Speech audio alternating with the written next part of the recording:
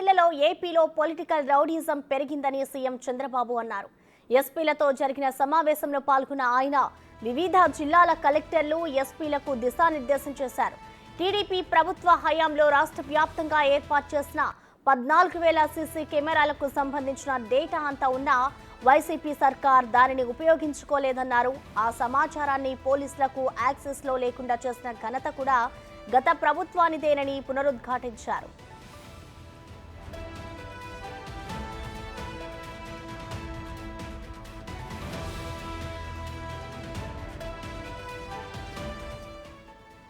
సమావేశానికి ముందు DGP Dwaraka Tirumala Rao power point presentation ఇచ్చారు. సీసీ కెమెరాలు పనిచేయట్లేదని చెప్పగా చంద్రబాబు జోక్యం చేసుకున్నారు. 5 ఏళ్లలో పోలీసులు తప్పుడు కేసులు పెట్టడానికే పరిమితమయ్యారే తప్ప క్రిమినల్స్ ను మాత్రం పట్టుకోలేదని వ్యాఖ్యానించారు. ప్రస్తుత పరిస్థితుల్లో డీజీపీకి కూడా సరైన సమాచారం ఇచ్చే పరిస్థితి లేదని పేర్కొన్నారు.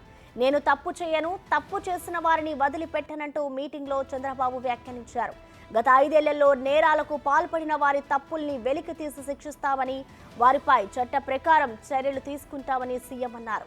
5 ఏళ్లలో ఏపీలో పొలిటికల్ రౌడీజం పెరిగిందని, వారిని ఎప్పటికప్పుడు కనిపెట్టి అణిచివేయాలని కలెక్టర్లు, ఎస్పీలకు సూచించారు.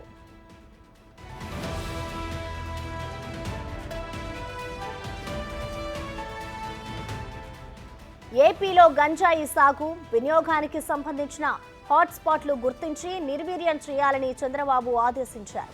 రాష్ట్రంలో సాగు లేకుండా చూడాలని, ఆ తర్వాత ఇతర రాష్ట్రాల నుంచి రాకుండా కట్టడి చేయాలని ఆదేశాలు జారీ చేశారు. ఎవరు నేరానికి పాల్పడినా సాంకేతికత ఆధారాలతో ఆ నేరాన్ని నిరూపించి బాధ్యులకు శిక్ష పడేలా చేయాలన్నారు. అలాంటప్పుడే శాంతి భద్రతలు నియంత్రణలోకి వస్తాయని సీఎం వ్యాఖ్యానించారు.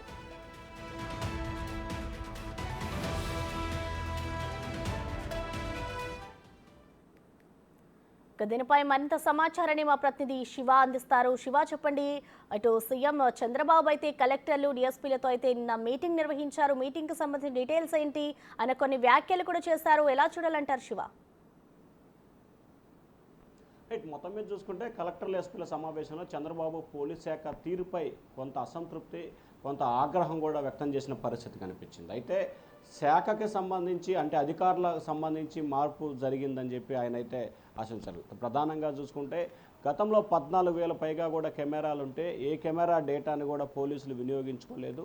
నేరస్తుల్ని, క్రిమినల్స్ని పట్టుకోవడంలో ఏమాత్రం కూడా దృష్టి కేంద్రీకరించలేదు. కేవలం ప్రతిపక్షాలపై కేసులు పెట్టడానికే పోలీసులు పనిచేశారు తప్ప ఎక్కడా మిగిలిన వాటిపై పనిచేయలేదు. కానీ రానున్న రోజులు ఆ విధంగా ఉండటానికి వీల్లేదు. గంజాయి నియంత్రణ కోసం ప్రత్యేక దృష్టి కేంద్రీకరించాలి. అలాగే యాక్సిడెంట్ జోన్కు సంబంధించి ప్రమాదాలు జరగకుండా బ్లాక్ జోన్లను ఏర్పాటు చేయాలని చెప్పి ఆదేశాలు జారీ చేశారు.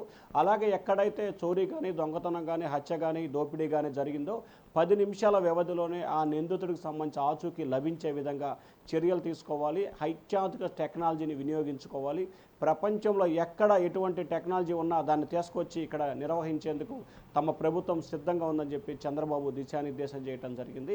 అలాగే రానున్న రోజుల్లో గంజాయికి సంబంధించి 100 రోజుల్లోనే నిర్మూలించేందుకు చర్యలు తీసుకోవాలి. మహిళల భద్రత పట్ల ప్రత్యేకంగా దృష్టి కేంద్రీకరించడంతో పాటు దీనికి సంబంధించి కూడా ఒక కార్యాచరణ రూపొందించాలని చెప్పి కూడా చంద్రబాబు అధికారులకు ఆదేశాలు జారీ చేశారు. మరొక వైపు లా అండ్ ఆర్డర్ విషయంలో ఎటు పరిస్థితుల్లో కూడా ఉపేక్షించే పరిస్థితి లేదు. తాను తప్పు చేయను, ఒకవేళ ఎవరైనా తప్పు చేస్తే ఉపేక్షించే ప్రసక్తే లేదని చెప్పి చంద్రబాబు కరాఖండిగా తేల్చి చెప్పారు. సో ఓవరాల్గా చూసుకుంటే శాంతి భద్రతలు కాపాడటమే ఆంధ్రప్రదేశ్ ప్రభుత్వం ముందున్న ఏకైక ధ్యేయం. ఈ విషయంలో ఎట్టి పరిస్థితుల్లో వెనకాడేది లేదు. ఆ తప్పు చేసేది అధికార పార్టీ అయినా, ప్రతిపక్ష పార్టీ అయినా, మీరు ఒకరైనా, ఎవరైనా సరే శిక్ష విషయంలో మాత్రం ఏమాత్రం కూడా వెనుకాడే ప్రసక్తే లేదని చెప్పి చంద్రబాబు అయితే స్పష్టమైన సందేశాన్ని అయితే ఇచ్చారు. Right, thank you Shiva.